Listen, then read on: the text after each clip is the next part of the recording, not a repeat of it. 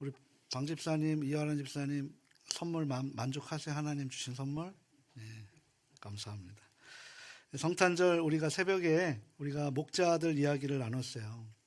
평범한 사람들에게 하늘의 선물을 받은 이야기를 우리가 오늘 새벽에 함께 나눴습니다.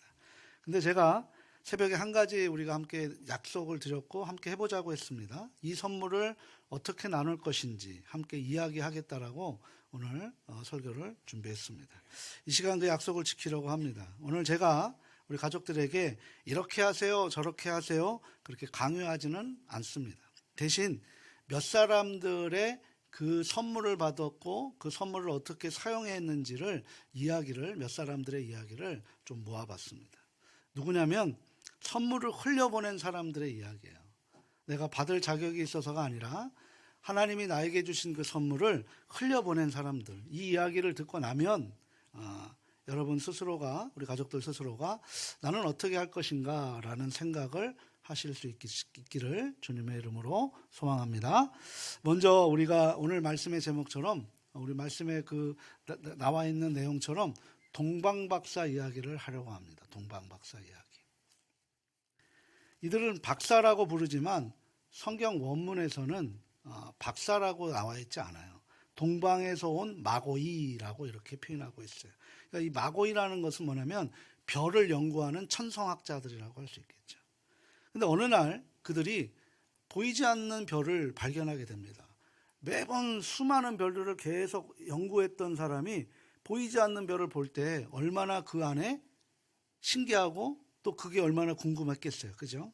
이상한 별을 발견합니다. 저 별은 어딘가 모르게 뭔가 다르다. 왜 없던 별이 갑자기 생겼을까라고 할 수 있는 거죠. 그래서 책을 뒤집니다. 옛 기록을 찾아봅니다. 그러다가 유대인들의 예언을 발견하는 것을 확인합니다. 유대인의 왕으로 태어날 자에게서 별이 나온다라고 이 기록을 표현하고 있는 거예요. 거기다 우리가 한번 가봐야겠다라고 그렇게 결정을 한 거죠. 그런데 가족 여러분, 이 결정이 쉬운 결정이 아닙니다. 동방에서 예루살렘까지는 약 1,500km예요. 1,500km. 그것도 걸어서 가는 거죠. 걸어서 가면 6개월 정도가 걸립니다. 낙타를 타고 가면 3개월이 걸려요. 그런데 게다가 그 길이 얼마나 위험한 길인지 생명이 위협할 정도의 위협이 이곳저곳에 산재에 있는 거죠. 사막을 지내야 됩니다. 강도를 만날 수 있고 나침판도 없기 때문에 길을 순식간에 잃어버릴 수도 있는 그런 상황입니다. 더군다나 그들은 유대인도 아닙니다. 이게 우리가 무슨 상관인가라고 할 수도 있습니다. 그런데 그들은 그 별을 따라 갔죠. 왜일까요? 성경을 보면 아주 재미난 표현이 나오는데요. 그것이 오늘 본문 10절 말씀인데요. 같이 한번 10절 말씀을 읽어보도록 합니다. 그들이 별을 보고 매우 크게 기뻐하고 기뻐하더라. 아멘. 별을 보고 매우 크게 기뻐하고 기뻐하더라 라고 지금 두 번이나 이 기쁨을 표현했던 거예요. 성경에서 반복은 굉장히 중요한 의미를 가지고 있다라고 말씀을 드렸습니다. 그러니까 이것은 단순한 기쁨이 아니라는 거죠. 마음속 깊은 곳에서 우러나오는 기쁨이에요. 그런데 이들은 이미 길을 떠나기 전부터 뭐 했다는 거예요? 기뻐했다는 거예요. 한번 여쭙습니다. 오늘 이 성탄절 감사 예배를 드리는 그 발걸음에 그 준비하는 모든 시간서부터 기쁘셨습니까? 기쁘신 줄 믿습니다. 이 마음을 하나님이 보고 계신다는 거예요. 오늘 이번에는 뭐 일주일에 2번씩 교회 가야 되네. 그런 것이 아니라 오늘 성탄 감사 예배를 드릴 수 있는 그 기쁨이 있다라는 것이죠. 우리 11절 말씀 우리 같이 한번 읽어보도록 합니다. 11절. 집에 들어가 아기와 그의 어머니 마리아가 함께 있는 것을 보고 엎드려 아기께 경배하고 보배압을 열어 황금과 유향과 모략을 예물로 드리니라. 아멘. 가족 여러분, 한번 이 장면을 상상해 보세요. 긴 여행 끝에 도착한 아주 작은 집이에요. 화려한 궁전도 아니에요. 평범한 집입니다. 왕자의 자리도 아니고요. 가난한 목수의 아들이에요. 하지만 이 박사들은, 이 마고이들은 전혀 실망하지 않았습니다. 오히려 그 앞에 엎드립니다.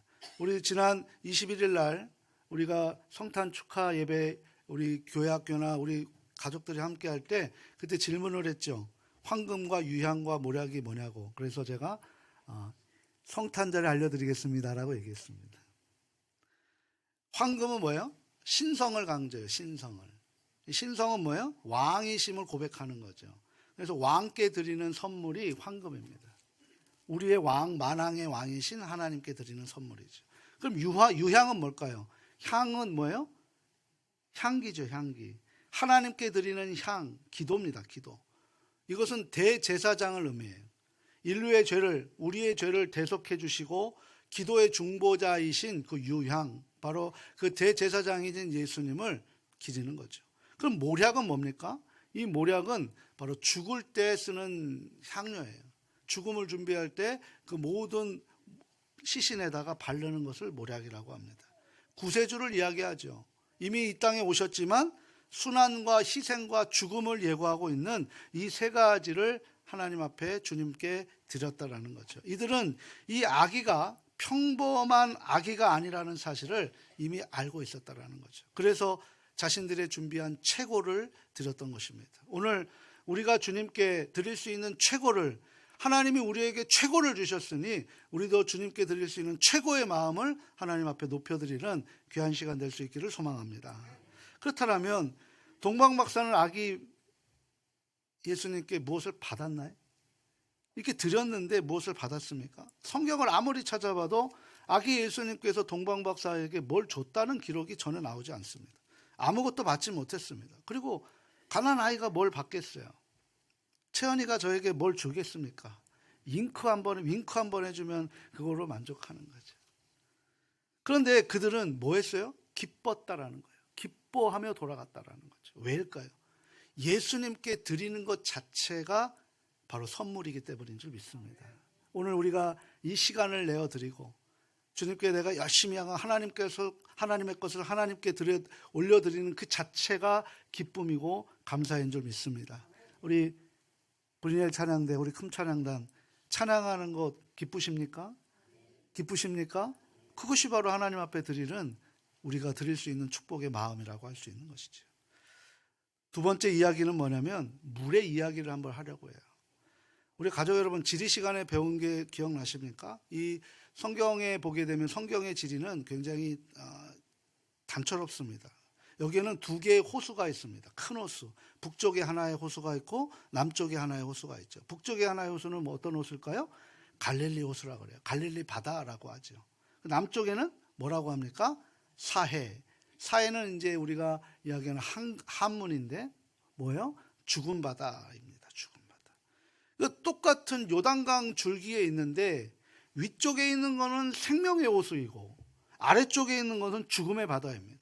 왜일까요?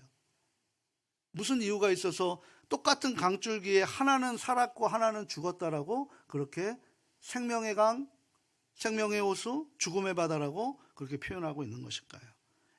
차이는 딱 하나밖에 없습니다. 갈릴리 호수는 물을 흘려보냅니다. 북쪽에 보면 헐몰산이 있어요. 만인설이라고 할 수 있죠. 그 녹은 눈과 비가 단샘, 호수를 만듭니다. 그것을 통해 흘러나와서 어디로 갑니까? 요단강 쪽 남쪽으로 흐르게 돼요. 그런데 사해는 어떻게 됩니까? 물을 붙잡습니다. 받기만 하고 내보내지 않아요. 그러다 보니까 증발만 되는 거죠. 그 결과 어떻게 될까요? 보게 되면 갈릴리보다 사해가 해발 200m가 더 낮게 되는 그런 등고선이 있죠. 그 결과 갈릴리에서는 물고기가 삽니다. 153이라고 하는 이 153마리의 종류가 함께 그물을 통해서 예수님의 말씀에 의해서 건졌던 역사도 있지 않습니까? 그러니까 사람들이 거기서 낚시를 해서 함께 더불어 살아갈 수 있는 생명의 원천이 되어버린 거죠. 예수님께서 그곳에서 제자들을 부르셨죠. 근데 사해는 아무도 살지 못합니다. 너무 쌓아놓기만 해서 소금 온도가 너무 높아서 생명이 존재할 수 없는 그런 물의 농도가 되어버린다는 거죠. 가족 여러분, 이것이 바로 흐름의 비밀입니다. 흐름의 비밀. 내가 은혜로 받은 것을 흘려보낼 때 그것이 생명이 됩니다. 그런데 내가 은혜 받은 것을 내가 붙잡기만 하면 결국은 그 생명조차도 죽음으로 변질될 수 있다는 사실을 이 지리를 통해서 우리에게 명확하게 가르쳐주고 있다는 거죠. 근데 성경에 이런 똑같은 원리를 레위기에서도 말씀하고 계시는데요. 레위기 19장 9절에서 10절 말씀 우리 함께 읽어보도록 하겠습니다. 너희가 너희의 땅에서 곡식을 거둘 때에 너는 밭 모퉁이까지 가 거두지 말고 내 떨어진 이삭도 줍지 말며 내 포도원의 열매를 다 따지 말며 내 포도원에 떨어진 열매도 줍지 말고 가난한 사람과 거류민을 위하여 버려두라. 나는 너희의 하나님 여호와이니라. 아멘. 이 말씀 때문에 어떤 말씀이 또 생각해요? 룻기의 이야기가 생각이 나죠. 이 명령 좀 이상하지 않으세요? 하나님께서 왜 이 명령을 주셨을까요? 내 것인데 왜 남겨둬야 합니까? 할 수도 있잖아요. 하나님이 아시는 거죠. 흘려보내야만 더 큰 축복이 있다는 거죠. 이 땅에 내 것이 어디 있어요? 다 하나님의 것이지. 그런데 그것을 하나님의 것으로 알고 있으면 하나님이 우리에게 더 많은 축복을 주시기 위한 진리를 이 성경 말씀을 통해서 알게 하신다는 거예요. 실제로 이런 일이 있었어요. 미국에 한 농부가 있었는데 이 농부가 이 레위 말씀대로 밥 모퉁이를 남겨뒀습니다. 이웃 농부들이 비웃는 거예요. 저 사람 미쳤구나. 돈을 내버리고 있네. 저거 걷었으면 몇 가만이라도 더 나올 수 있는데. 근데 신기한 일이 벌어집니다. 그 농부의 밭에는 신기하게 병충해가 사라져버립니다. 거의 없어요. 왜냐하면 밥 모퉁이에 새들이 먹이를 먹고 있다 보니까 그 새들이 뭘 잡아먹어요? 해충을 잡아먹고 있기 때문입니다. 그리고 그 농부의 농산물은 마을에서 가장 좋은 가격으로 팔리게 됩니다. 왜냐하면 저 농부는 참 착하다라고 하는 그런 또 하나의 미담이 섞여서 그 농산물도 건강하고 좋은 걸 거야 라고 그렇게 인식하다 보니까 좋은 가격에 매입하게 되는 일들이 벌어지는 거죠. 이처럼 나눔은 손해가 아니라 축복임을 이 성탄절 아침에 우리 모두가 알 수 있기를 다시 한번 주님의 이름으로 소망합니다. 은혜를 붙잡고 있으면 죽음이 됩니다. 그런데 은혜를 흘려보내면 더 큰 생명의 축복이 임하게 될 줄 믿습니다. 세 번째 이야기는 사도 요한의 편지에 대한 이야기를 한번 하려고 해요. 요한일서 4장 19절 말씀인데요. 같이 한번 읽어보도록 합니다. 우리가 사랑하면 그가 먼저 우리를 사랑하셨습니다. 아멘. 이 짧은 구절에 하나님의 마음의 모든 진리를 담아내고 있습니다. 뭐라고 해요? 그가 먼저 나를 사랑하셨다라는 거죠. 우리가 착해서 우리를 사랑하신 게 아니에요. 우리가 잘해서 아닙니다. 우리가 준비되어서 아닙니다. 그분 주님이 어떤 이유도 어떤 조건도 없이 우리를 먼저 사랑하셨다라는 거죠. 그래서 우리의 사랑은 의무가 아니라 응답입니다.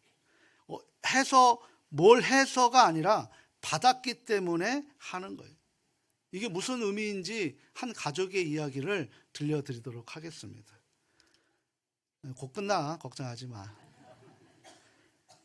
10년 전에 시어머니하고 사이가 안 좋은 며느리의 이야기를 하는 거예요.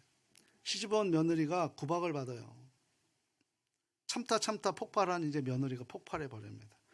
그러다 보니까 한동안 서로 말도 안 하고 지내요.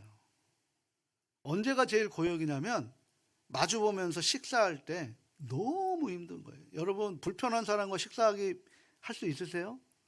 가스명수 드셔야 되지 않습니까? 소화가 안 돼요. 그러다 보니까 식탁에 마주 앉아 있으면서도 눈을 마주 보지도 않고 말없이 그냥 침문만 흐르는 식탁. 그것이 몇 년을 그렇게 지내버리는 거죠. 그런데 그 해에 시어머니가 갑작스럽게 쓰러집니다. 뇌졸중이 이제 온 거예요. 병원에서 3개월 동안 치료 끝에 다행히 의식은 돌아왔지만 말을 못하게 되고 한쪽 오른쪽이 완전히 전혀 쓰지 못하는 마비 증상이 일어나게 됩니다. 퇴원 후에 모든 간호를 이제 온전히 며느리가 돌봐야 하는 그런 상황인 거예요. 식사도 챙겨드려야 하고 씻겨드려야 하고요. 심지어 대소변도 다 받아야 하는 그런 상황입니다. 시어머니와 갈등이 있어서 미웠지만 어쩔 수 없는 마음에 의무감으로 시행하게 되는 거예요. 의무감으로 하다 보니까 어떤 일이 벌어져요? 기쁨이 사라지는 거예요. 우리 신앙생활도 의무감으로 하다 보면 기쁨이 사라지는 거죠. 헌금도 기쁨이 사라지면 차라리 안 하시는 게 나아요. 자원하는 마음으로 하나님 나에게 이렇게 이만큼 드릴 수 있는 것에 기쁩니다 라고 하는 거죠. 그걸 하나님이 기뻐 받으시는 거지. 마음에 불편하면 안 하시는 것이 훨씬 낫습니다. 그런데 어느 날 방 청소를 하다 시어머니의 그 낡은 수첩을 봤는데 그것이 기도 수첩이었더라는 거죠. 그래서 뭔지 펼쳐보는 순간 시어머니의 기도 제목들이 보이는 거죠. 가족들을 건강하게 해주세요. 자식들이 일터에서 인정받게 해주세요.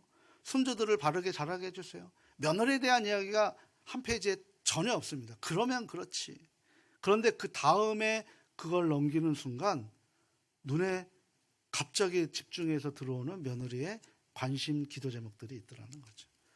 며느리가 나를 용서하게 해주세요. 내가 며느리에게 상처 준 것을 용서해 주세요. 내가 며느리를 진심으로 사랑하게 해주세요. 라고 그렇게 하는 거예요. 그리고 마지막 떨리는 글씨로 이렇게 적혀 있더랍니다. 하나님, 제가 며느리한테 못되게 굴었습니다. 용서해 주십시오. 제가 며느리를 사랑하는 법을 배우게 해주세요. 이제 시간이 얼마 남지 않은 것 같습니다. 그 전에 며느리와 화해하게 해주세요. 라고 그렇게 쓴 거예요. 근데 그 글을 쓴 날짜를 보니까 어머니가 쓰러지기 일주일 전에 그 기도 제목이었다는 거죠. 얼마나 불편하셨을까라는 것입니다. 그날 며느리는 그 시어머니의 그 기도 수첩을 붙잡고 한참을 울었습니다. 그 일이 있고 난 후부터 상황은 변해진 게 없지만 며느리의 마음이 완전히 360도 달라진 거죠. 어머니 밥을 드릴 때 빨리 먹이고 빨리 끝내려고 그 전에 했다면 이제는 어머니 소화 잘 되게 천천히, 그리고 어머니가 좋아하시는 반찬을 챙겨서 먼저 떠드리는 그런 일이 기쁘게 된다는 거죠. 씻겨드릴 때도 예전에는 너무 힘들어서 대충대충 씻겼는데 이제는 어머니 정성껏 잘 가장 편하실 수 있도록 생각하면서 씻는 그런 마음이 전혀 힘들지 않더라는 거예요. 어머니의 대소변을 봤는데 그전엔 냄새나서 고개 떨구고 얘가 이것까지 해야 되냐고 신세한탄했던 그 이전의 모습은 온데간데 없어지고 어머니의 소변 색깔이 어떠신가, 대변의 양과 색깔 어떠신가, 이 진심으로 건강을 챙기는데 그 안에 너무 진정성이 생기며 기뻐지더라는 거죠. 그렇게 행복한 1년이 지나고 나서 어머니는 하나님 품으로 돌아가셨던 거예요. 장례를 끝내고 어머니의 유품을 정리하다가 그 기도 수첩이 다시 한번 눈에 보여서 다시 한번 들춰봅니다. 근데 그곳에 이전에 없었던 새로운 글이 발견하게 된 거예요. 근데 그 글은 보기 힘들 정도로 비틀비틀거리며 삐뚤삐뚤 쓴 글입니다. 왜냐하면 오른손이 마비됐기 때문에 왼손으로 쓴 글이라는 거예요. 짧은 글입니다. 왼손으로 어머니가 최선을 다해 썼던 것입니다. 내 며느리 사랑한다. 그리고 용서해줘서 고맙습니다. 이 어머니의 글씨, 그 짧은 글씨를 보면서 그 모든 채증이 다 내려가면서 그 안에서 하나님의 은혜를 붙들었다는 거죠. 사랑하는 가족 여러분, 이것이 바로 먼저 사랑하심의 능력입니다. 며느리가 시어머니가 자신을 사랑하는 줄 몰랐을 때의 삶은 지옥 그 자체였어요. 그런데 어머니가 먼저 사랑하심을 알게 되었고 삶이 천국으로 변해버리는 거죠. 그러니까 우리가 하나님을 받은 사랑을 은혜로 알고 그것을 의무가 아니라 사랑으로, 짐이 아니라 기쁨으로 우리가 만들어갈 때 그 안에 생명이 넘치는 은혜가 있게 되고 우리의 삶도 천국이 되는 줄 믿습니다.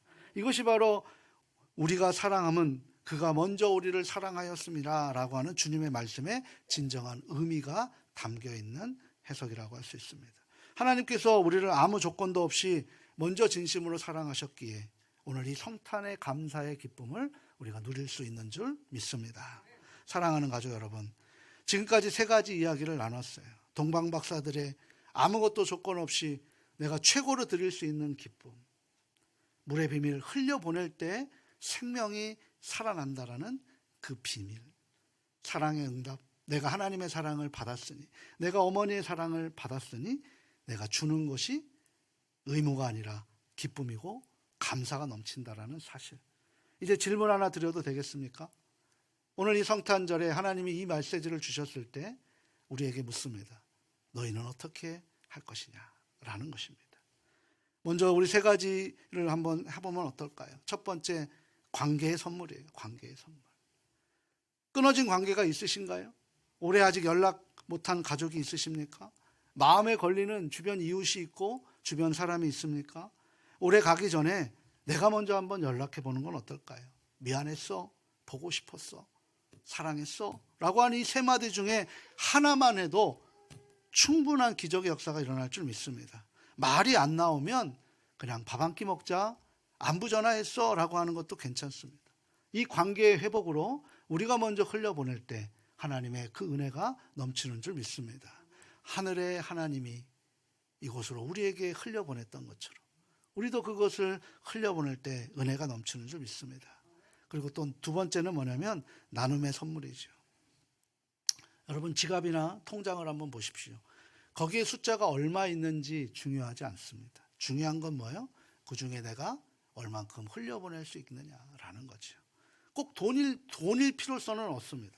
옷장에 안 입는 옷, 책장에 안 보는 책, 창고에 안 쓰는 물건. 혹시 누군가에게 그것이 지금 당장 필요한 것 아닐까 생각할 수도 있지 않겠습니까? 또 하루에 1시간 봉사하는 것, 일주일에 한 번 방문하는 것, 한 달에 한 번 후원하는 것 등을 우리도 한번 하나님의 그 받은 사랑으로 흘려보낼 수 있기를 바랍니다. 작게 시작해도 됩니다. 중요한 것은 뭡니까? 시작이 중요하다는 사실이죠. 세 번째는 바로 복음의 선물입니다. 가족 여러분, 주변에 교회 안 다니는 사람들 있죠. 오늘도 가족 때문에 1년에 한 번 성탄절이나 명절 때 오시는 가족들도 있는 줄 압니다. 잘 오셨습니다. 이렇게 하나님이 역사하시는 줄 믿습니다. 가족, 친구, 직장, 동료들 강요하지 마십시오. 강요한다고 되는 것 아닙니다. 강요받아서 20년 동안 광야를 도망다니며 훈련받았던 저 아닙니까? 저는 강요하지는 않습니다. 왜? 저도 강요받아서 도망간 놈인데 누구를 강요하겠습니까? 설득도 할 수도 없습니다. 대신 뭘 합니까? 내가 받은 주님께 받은 기쁨을 나누시길 바랍니다. 기도하시길 바랍니다. 요즘 교회 다니면서 참 좋아. 예배를 드리는데 나면 마음이 편해져. 하나님께 기도하니까 힘이 나더라. 내가 당신을 위해서, 내가 너를 위해서 기도하고 있어. 힘내. 우리가 함께 그것을 이겨나가 보자. 라고 하는 이런 진실된 고백이 바로 강력한 전도입니다. 그리고 여유가 되면 한번 초청해 보시길 바랍니다. 내년에는 이제 우리 교회가 좀 초청 잔치를 좀 많이 하려고 계획 중에 있습니다. 왜냐하면 교회를 와야 따뜻함이 있는 줄 알죠. 그것을 우리가 이 시간 동안에 우리 교회가 따뜻한 교회라고 생각할 수 있도록 그 이미지를 우리가 함께 만들어가는 것을 저는 오면서부터 무단히 노력했습니다. 제가 식사를 할 때 저는 밥부터 먹지 않습니다. 우리 가족들을 한 테이블 가서 식사 잘 하시라고 그렇게 인사를 나눕니다. 새 가족이 오히려 혼자 드시지는 않는가 살피기도 합니다. 왜요? 저는 저 문을 나갈 때 절대 고개만 까딱거리지 않습니다. 먼저 가서 손잡아 드리고 90도로 인사하고. 그것은 무엇입니까? 바로 따뜻함입니다. 목사가 따뜻해야 우리 가족들도 다 따뜻한 것 아니겠습니까? 그런 모습으로 거절해도 예전에는 참 그것이 힘들었는데 지금은 오히려 씨앗 뿌리는 것으로 그곳에 한 알만 심겨주면 열매를 맺을 수 있다는 사실을 알기에 거절이 두려운 것이 아니라 우리가 힘을 내서 뿌리는 것입니다. 사랑하는 가족 여러분, 혹시 계곡물 보신 적 있으십니까? 흐르는 물은 투명합니다. 탁할 수가 없어요. 반짝입니다. 생명이 있습니다. 하지만 고인 물은 탁해집니다. 냄새도 납니다. 그리고 조금만 어떤 사건만 있어도 썩어갑니다. 사람도 마찬가지입니다. 받은 것을 흘려보내는 사람은 빛이 납니다. 눈빛이 달라집니다. 표정이 달라집니다. 이미 받은 것을 아셨다면 받기 위해서 오시는 것이 아니라 그 받은 것을 확인하고 주시기 위해서 신앙생활하는 성숙함으로 나아가는 우리 예언가족들 다 되실 수 있기를 소망합니다. 그때 죽어가는 영혼들을 살려내는 생명의 역할을 저와 가족들이 할 수 있다는 거예요. 예수님께서 이렇게 말씀하세요. 요한복음 7장 37절 38절의 말씀인데요. 우리 요한복음 7장 같이 함께 읽겠습니다. 영전 끝날 곧 큰 날에 예수께서 서서 외쳐 이르시되 누구든지 목마르거든 내게로 와서 마시라. 나를 믿는 자는 성경의 이름과 같이 그 배에서 생수의 강이 흘러나오리라 하시니. 아멘. 이미 저와 여러분에게는 이 생수의 강이 있습니다. 이 강을 흐르려면 우리도 출구를 열어줘야 합니다. 나눔으로, 섬김의 문으로, 사랑의 문으로 출구를 열어주십시오. 사랑하고 소중하고 존경하는 우리 가족 여러분, 오늘 이 예배를 마치고 나가면 우리는 다 잊어버리셔도 돼요. 근데 딱 한 가지만 우리가 생각해 주시기 바랍니다. 나는 이 큰 사랑을 받고 나는 무엇을 흘려보낼까? 라는 거죠. 거창할 필요 없습니다. 미소 한 번, 전화 한 통, 따뜻한 말 한마디, 작은 선물 하나, 이런 것도 됩니다. 여러분, 우리가 한번 손으로 한번 모아보시길 바랍니다. 이 손으로 우리가 올해 받은 것을 한번 생각해 보십시오. 여러분 건강을 받으셨어요. 여러분 가족을 받으셨습니다. 생명을 받으셨습니다. 은혜를 받았습니다. 사랑을 받았습니다. 정말 많이 받았습니다. 이제 손을 한번 펴보십시오. 이 손을 흘려보낼 것을 생각해 보시기 바랍니다. 누구에게 흘려보낼까? 무엇을 흘려보낼까? 언제 흘려보낼까? 가족 여러분, 하나님의 선물입니다. 여러분들은 이미 새벽에 하나님의 선물을 받은 사람들이라는 것을 압니다. 하나님께서 이제 이 세상에 보낸 선물로 우리를 택정하셨습니다. 부디 흐르십시오. 막히지 마시고 썩히지 마시고 고이지 마십시오. 받은 사랑을 흘려보내십시오. 그리고 받은 은혜를 나누십시오. 받은 기쁨을 확산하십시오.